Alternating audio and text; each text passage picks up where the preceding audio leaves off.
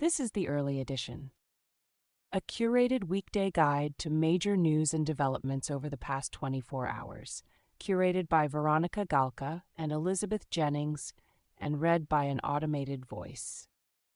Published October 2nd, 2025 on Just Security, an essential resource for those shaping a just and secure world. Here's today's news. Trump administration actions, government shutdown.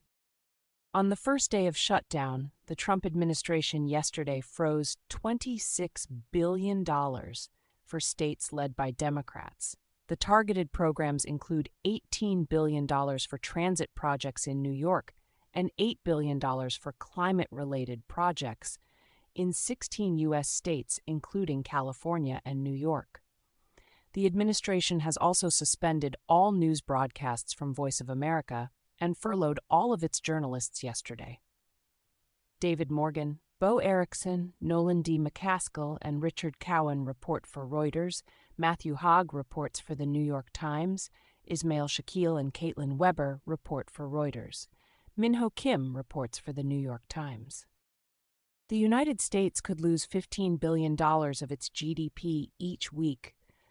The shutdown extends, the White House Council of Economic Advisers warned in a memo seen by Politico. The memo warned that a month-long shutdown could lead to an additional 43,000 people being unemployed. The council's estimate does not include the 1.9 million federal employees who are furloughed or working without pay. Megan Messerly reports. Trump administration actions. The Defense Department plans to impose strict NDAs and random polygraph lie detector testing for employees in its headquarters, according to two sources and documents obtained by The Washington Post. The documents do not identify a limit on who would be subjected to these measures. A Pentagon spokesperson declined to answer questions on the directives, but told the Post that their reporting was untrue and irresponsible. Alex Horton, Tara Kopp, and Ellen Nakashima report. The Justice Department yesterday fired Michael Ben-Ari, Chief National Security Prosecutor in the U.S. Attorney's Office for the Eastern District of Virginia, after a social media post falsely tied him to the case of FBI Director James Comey, two sources said. The post from a pro-Trump activist said, "One can only assume he was a big part of the internal resistance to the Comey indictment." Ben-Ari was not involved in the Comey case, one of the sources told CNN. Evan Perez and Caitlin Polentz report. FBI Director Kash Patel announced yesterday that he has ended a training and intelligence sharing partnership with the Anti-Defamation League. Patel accused the organization of spying on conservative groups. James Comey wrote love letters to the ADL and embedded FBI agents with them, Patel wrote on social media. That era is over. This FBI won't partner with political fronts masquerading as watchdogs. Aaron Pellish reports for Politico. The Trump administration yesterday sent a 10-point memo to U.S. colleges setting out a wide range of terms, including banning the use of race or sex in hiring and admissions, freezing tuition fees for 5 years, and capping international enrollment at 15%. A letter addressed to the universities said those that agree to sign on will receive benefits, including substantial federal grants. Natalie Andrews and Douglas Belkin report for The Wall Street Journal. The White House yesterday fired a large share of the council members advising the National Endowment for the Humanities. According to a list on the agency's website, only the 4 members appointed by Trump were retained. Janae Kingsbury, Kelsey Abels, and Travis M. Andrews report for The Washington Post. Trump has nominated Travis Hill, the current acting chair of the Federal Deposit Insurance Corp., to lead the banking regulator on a long-term basis, according to a source. If confirmed by the Senate, Hill is expected to maintain a lighter enforcement stance and allow greater involvement of banks in crypto-related services. Pete Schroeder and Arasu Kanagi Basil report for Reuters. Director of the U.S. Office Management and Budget, Russ Vought, yesterday released $5 million to the Pandemic Response Accountability Committee. Senate Appropriations Committee Chair Senator Susan Collins, RME, and Senate Judiciary Committee Chair Senator Chuck Grassley, RIA, earlier this week sent a letter to Vought criticizing the decision to withhold the funds. Haley Fuchs reports for Politico. U.S. immigration developments. ICE has bought access to a surveillance tool that is updated with billions of pieces of location data from millions of mobile phones every day, according to ICE documents reviewed by 404 Media. The documents show that ICE is planning to use location data remotely harvested from people's phones. ICE previously stated that it had stopped this practice. Joseph Cox reports. A U.S. immigration judge yesterday rejected Kilmar Abrego Garcia's request to reopen his deportation case, dismissing Abrego's argument that he faced imminent removal to Uganda. The judge found insufficient evidence to show the Trump administration would deport Abrego to Uganda, according to a copy of the decision seen by the Washington Post. Maria Sacchetti reports. U.S. Foreign Affairs. Trump issued an executive order earlier this week to guarantee Qatar's security and territorial integrity if the country were to come under attack. The order states that any attack on Qatar would be treated as a threat to the peace and security of the United States. Adam Razgon reports for the New York Times. The White House yesterday said it rejects there was inhumane treatment of illegal immigrants in the United States under this administration, pushing back against Pope Leo XIV's suggestion earlier this week that people who support the inhuman treatment of immigrants in the United States may not be pro-life. Irie Sentner reports for Politico. The Trump administration is planning to block federal funding to organizations that work abroad on issues connected to gender, identity, and diversity, according to a U.S. official and nonprofit groups. The Global Health Council and MSI Reproductive Choices said the policy is expected to apply to all non-military foreign funding to U.S. and foreign entities, including UN organizations. The White House has not formally announced this new policy. Carmen Pound and Nahal Tusi report for Politico. The Hope Help Trade Program, allowing duty-free textile imports from Haiti to the United States, expired yesterday. The expiration of this trade program is expected to deepen poverty and bolster gang recruitment in Haiti, U.S. lawmakers and Haitian businesses said. Kajal Vyas reports for the Wall Street Journal. Tech developments. Meta said yesterday that it will use people's conversations with AI chatbots in order to personalize advertising and content across its platforms. The move is a natural progression of our personalization efforts, Meta's privacy and data policy manager, Christy Harris said. Christina Criddle reports for the Financial Times. Global Affairs. An Israeli drone strike yesterday killed one person and injured 5 others in southern Lebanon. UN High Commissioner for Human Rights, Volker Turk, said that Israeli strikes in Lebanon have killed more than 100 civilians in 10 months. There have been no reports of killings in Israel from projectiles fired from Lebanon since the ceasefire last year. Bassem Mir reports for AP News. The Rohingya Muslim minority in the Rakhine state in Myanmar are facing an alarming hunger crisis due to a deadly combination of conflict, blockades, and funding cuts, according to the UN World Food Programme. 5 Rohingya people told Reuters they had been surviving on leaves, roots, and grass in Rakhine before escaping to Bangladesh. The United States and the United Kingdom announced on Tuesday that they would provide $96 million to refugee camps in Bangladesh, housing over 1 million Rohingya people. Ruma Paul, Poppy McPherson, and Devjot Ghoshal report. German authorities earlier this week arrested 3 individuals suspected of being Hamas members.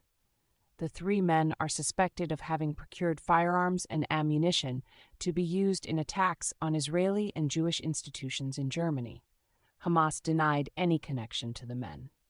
Alice Davies reports for BBC News.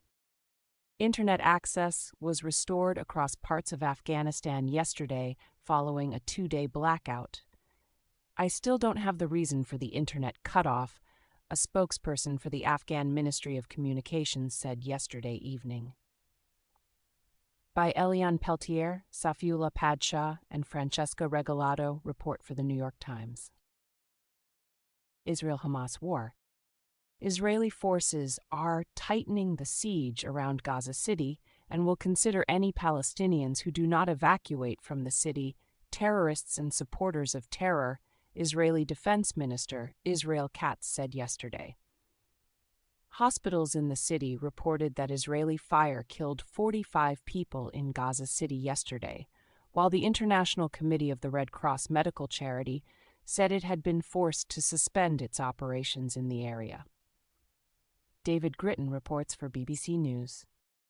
According to Arab mediators, Hamas has indicated that it is open to accepting Trump's peace plan for Gaza, but asked for more time to review its conditions. Qatar, Egypt, and Turkey have urged Hamas to respond positively to the plan or risk the loss of diplomatic support from them, while Hamas has expressed reservations about some of the terms of the plan, the mediators said. Discussions over those concerns were ongoing late yesterday, the mediators added. Somerset reports for the Wall Street Journal. Israeli forces today intercepted a Gaza-bound flotilla of vessels carrying humanitarian aid, detaining dozens of activists. Israel said that the boats were approaching an active combat zone and violating a lawful naval blockade, while the global Sumud flotilla said that the interception was unlawful and that one of the vessels was deliberately rammed at sea. Ruth Comerford reports for BBC News. Israel-Hamas war, U.S. response.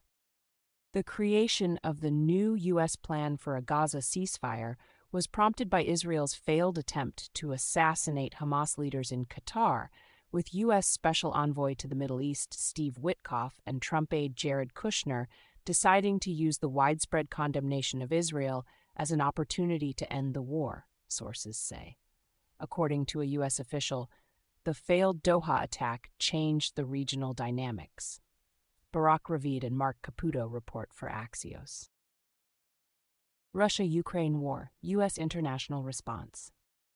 EU leaders yesterday backed plans to strengthen Europe's defenses against Russian drones at a summit in Copenhagen. President of the European Commission Ursula von der Leyen said Europe's eastern flank would be a priority, but that the drone wall should be a shield for the entire continent. EU leaders did not agree on the proposed £140 billion, approximately $164 billion, loan to Ukraine based on frozen Russian assets. Belgium refused to lift its opposition, while France and Luxembourg raised concerns over the legal implications of the proposal. Andrew Gray, Jacob Gronholt Pedersen, and Ingrid Melander report for Reuters. Henry Foy reports for the Financial Times. Trump recently signed off on a plan allowing the Pentagon and U.S. intelligence agencies to assist Ukraine with intelligence for long-range missile strikes on Russian energy infrastructure, according to U.S. officials. The officials said that the Trump administration is asking NATO to provide similar support. Bojan Penchevsky, Alexander Ward, and Laura Seligman report for the Wall Street Journal. French authorities yesterday detained crew members of a Western-sanctioned tanker carrying Russian crude oil known to be part of Russia's shadow fleet. The tanker had passed by Denmark at the time of the drone incursions last week, arousing the suspicion of investigators, a French official said. French President Emmanuel Macron said he would not comment on whether the boat was involved in the drone operations. Matthew Dalton reports for the Wall Street Journal. Russia-Ukraine war. Zaporizhzhia nuclear power plant has been running on emergency power for over a week, with the situation at the plant now critical, according to Ukrainian government officials and energy watchdogs. The outage is the longest since the war began, and the facility is currently running off emergency diesel generators. It is clearly not a sustainable situation in terms of nuclear safety. Director General of the International Atomic Energy Agency, Rafael Grossi, said in a statement, "Neither side would benefit from a nuclear accident." Lizzie Johnson and Konstantin Kudov report for The Washington Post. Trump administration litigation. The Supreme Court yesterday refused to allow Trump to immediately remove Governor Lisa Cook from the Federal Reserve Board. In a brief order, the court did not provide the reasons for its refusal, indicating only that the administration's application for a stay of a lower court decision preserving Cook's status is deferred pending oral argument in January 2026. Annie Marimow and Colby Smith report for The New York Times. Josh Gerstein reports for Politico. A federal judge yesterday granted an order temporarily restraining the federal government from withdrawing $34 million in funding to protect New York's transportation system from terrorist attacks. The judge ruled that the state of New York is quite likely to prove its allegation that the money was being improperly diverted because the Trump administration wanted to punish the state for exercising its responsibilities in a way that does not satisfy the administration in what it calls the largest deportation mission in history. Michael R. Cisak and Larry Neumeister report for AP News. Some migrants held at the Northwest ICE Processing Center in Tacoma, Washington, have the right to request to be released on bond, a federal judge ruled yesterday. The new Trump administration policy denying bond hearings for detained migrants violates the Immigration and Nationality Act, the judge said. Martha Bellisel reports for AP News. The attorneys general from a number of states led by Democrats yesterday filed a joint lawsuit challenging the Justice Department's attempt to impose new restrictions on the state's ability to use federal grant funding to provide legal services to victims of domestic violence and sexual assault if the victims entered the United States unlawfully.